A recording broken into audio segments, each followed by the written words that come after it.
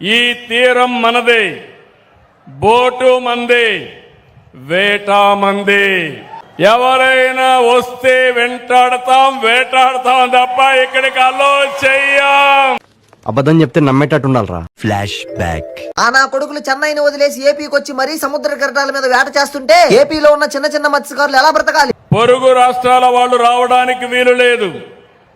పూర్తి నిఘా పెడతాం. వాళ్ళు వచ్చి మా పడవలను గుద్దేస్తుంటే, మా వలలను తెంచుకొని వెళ్తుంటే, మాపై రాళ్లతో దాడి చేస్తుంటే గవర్నమెంట్ ఏమి చేస్తుంది?